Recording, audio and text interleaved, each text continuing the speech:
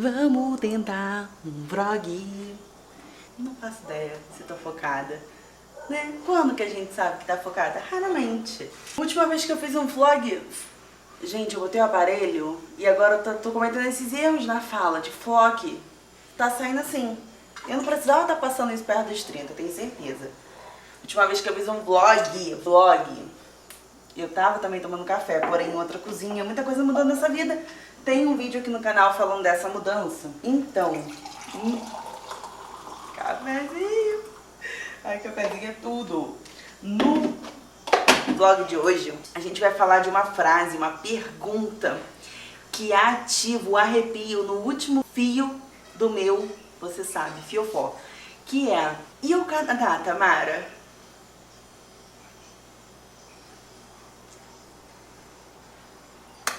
Pois é, né? Pois é. Então, vamos, porque eu tô já chegando perto dos 30, gente. Eu preciso sentar, eu preciso descansar, entendeu? A casa, quem nunca, não é mesmo? Vamos entrar, esse aqui é o meu novo escritório. Foca nele. Gente, nem tirei isso aqui, né? Então, vocês penteiam o cabelo? Porque assim, tem anos que meu cabelo não vê um pente. Por quê? Porque eu não gosto muito, meu óculos está sujo. Vamos falar, né, Tamara? 3 minutos ali que eu não disse nada. Mas então, o Canadá tá lá, né? Que bom, graças a Deus. É mentira! E a gente tá aqui, no caso, agora a gente tá em Petrópolis, Rio de Janeiro, região serrana. E aí, o que aconteceu? Na semana, bem, eu não sei quando esse vídeo vai ao ar, né? Mas então na semana do dia 6 de janeiro, agora vai ficar escuro.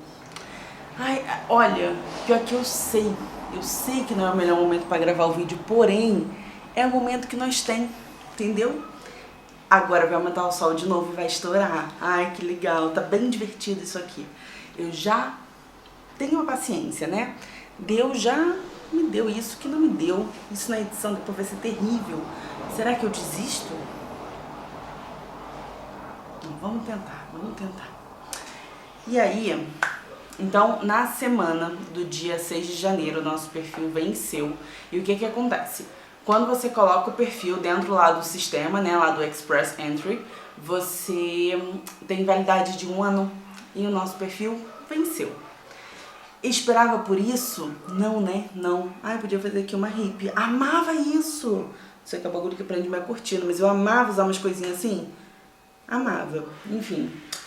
O perfil venceu e a gente não recriou ele de cara, porque primeiro, sendo bem sincera, eu fui lidar com a frustração, entendeu? Então eu me permiti ali ficar uns dias, o quê? Sentindo raiva, me sentindo frustrada, porque, né? Isso aí, vamos aceitar os sentimentos. E aí, na semana de lua nova, porque nós não é boa, não vou fazer de novo perfil em lua minguante, né? Mas acredita no poder da lua. Eu e o João, a gente refez o perfil, colocou lá tudo de novo. E agora a nossa situação é a seguinte: caraca, a luz, não faça isso, vai ser horrível pra editar. Será que eu mudo de lugar? Vamos tentar ir pra sala? Vamos tentar. Eu acho que aqui ficou melhor. Acho que aqui vai dar menos caô. Porém, vou ter que falar baixo, que o João ainda tá dormindo. Mas vamos lá.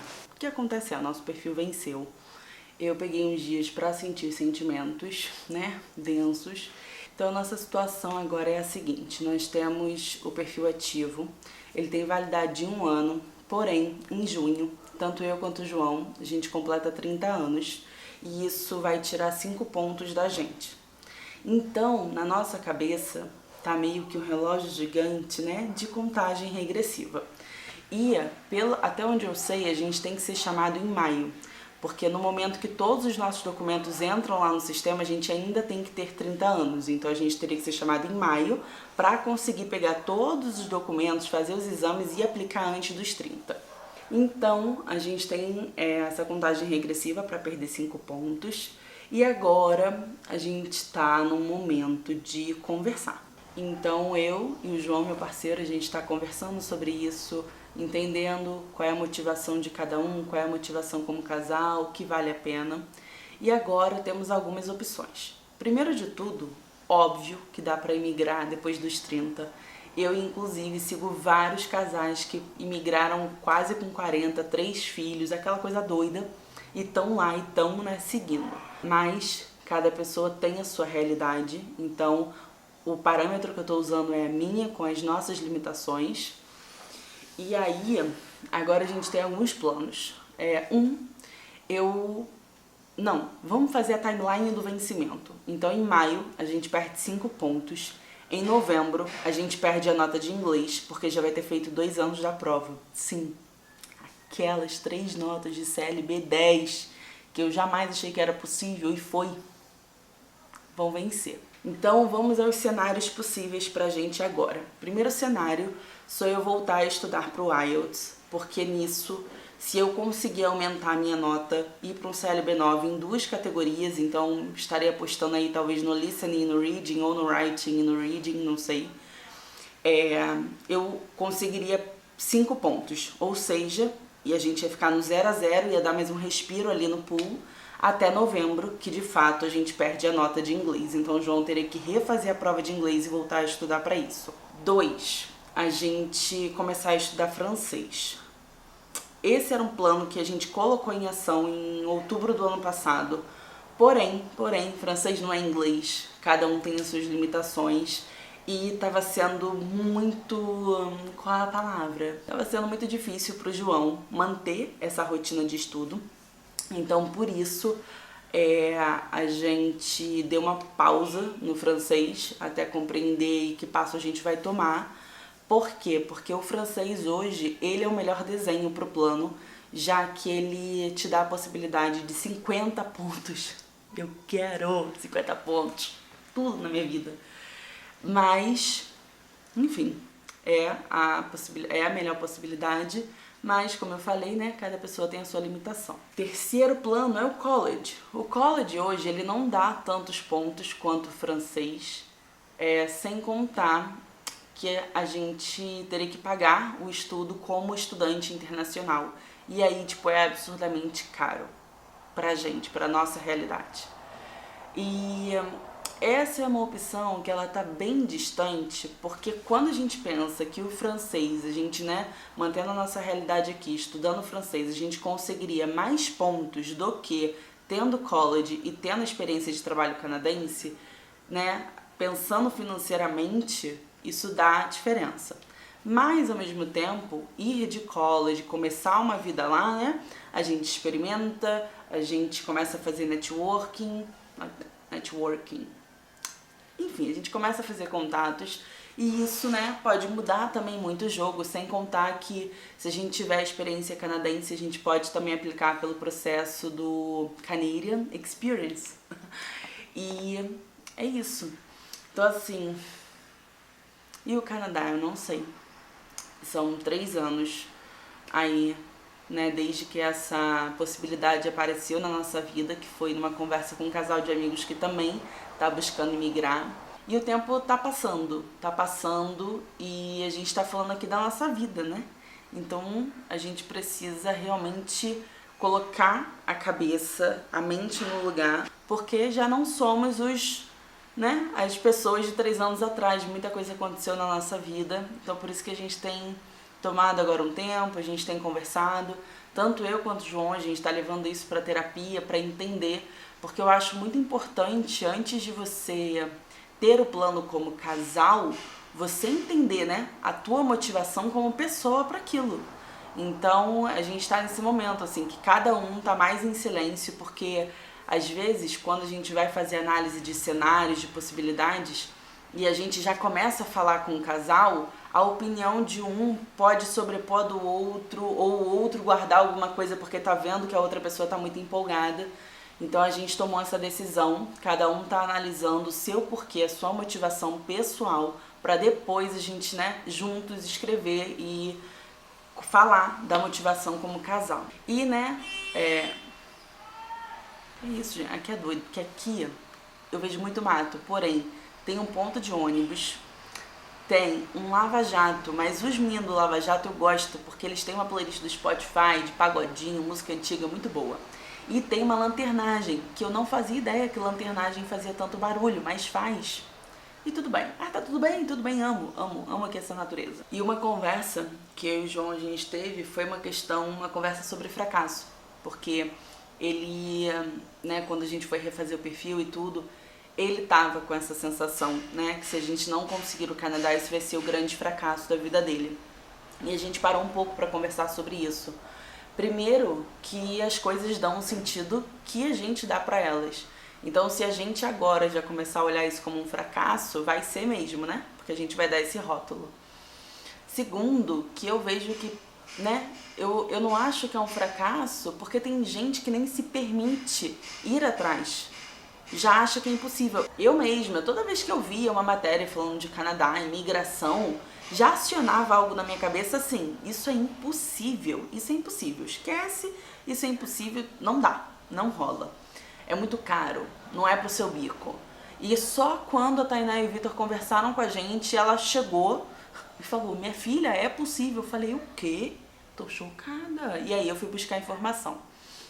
Então tem gente que para etapas antes, tem esse sonho, mas nem, né, se dá a oportunidade de tentar. E a gente pelo menos está buscando isso e, né, direcionando a nossa energia e foco para isso. E um outro ponto que a gente estava analisando nessa trajetória de 3 anos foi o que a gente se arrependia. E assim, eu não me arrependo de ter iniciado tudo isso, do dinheiro investido. O dinheiro investido dói um pouco, não vou me fazer de maluca aqui, mas não me arrependo. O que eu me arrependo é o seguinte, eu vou pontuar isso aqui porque talvez você esteja começando o seu plano Canadá e essa dica pode ser importante se você estiver em casal. Quando a gente começou, o erro pra mim foi os dois não terem entrado na postura de aplicante principal. Quando a gente fez lá o primeiro desenho do nosso plano, eu era aplicante principal, porque o João ainda estava no estágio probatório do trabalho dele. E eu já tinha como comprovar a experiência de 3 anos de trabalho do tempo do jornal e de quando eu fui coordenadora. Então, era mais fácil e a gente não levou algumas coisinhas em consideração, como, por exemplo, a facilidade com o inglês, que o João tem muito mais que eu. Além disso, a gente foi bem inocente com relação à prova de inglês. Apesar das pessoas falarem que não adiantava falar inglês, a gente meio que falou assim, pô, mas a gente estuda inglês há tanto tempo, não vai ser tão difícil. Então a gente ficou estudando aí 8 meses para só então fazer a prova. E aí quando a gente fez a prova, a gente falou, não vai ser tão fácil assim. E aí, né, que mudou a nossa visão da prova. Então demorou aí 8 meses pra gente cair na real do que era a prova, e a gente só caiu na real fazendo. Eu acho que é algo que só quando você faz, e aí você sai com uma sensação e depois vem a nota e você fala, opa, alguma coisa não deu bom. Mas também a nossa primeira prova foi no papel, mas tudo bem. E o que aconteceu? Só eu iniciei uma pós-graduação, porque a gente estava só pensando em aumentar os meus pontos, que seria aplicante principal. Sendo que o que aconteceu? Depois de fazer essa prova do IELTS, eu larguei tudo, né? Tive essa oportunidade de parar, só focar na prova e me fez muito mal. Foi, né, o estopim das minhas crises de ansiedade, foi por causa dessa prova, foi por causa de um feedback muito cruel que eu tive de uma professora que, enfim, eu tava já meio fragilizada porque é uma prova que mexe com o nosso emocional, com o nosso senso de capacidade. E eu tava fazendo várias aulas com uma professora maravilhosa, que é a professora que eu indico, a Maria, do English for Canada. Ela tava passando por algumas questões e aí eu decidi experimentar uma outra professora e foi a pior decisão que eu tomei, porque foi uma professora que, enfim, ela foi extremamente cruel na fala dela. Ela simplesmente chegou pra mim e falou assim, olha, esquece, você não vai conseguir essa nota em menos de 1 ano, você não tem...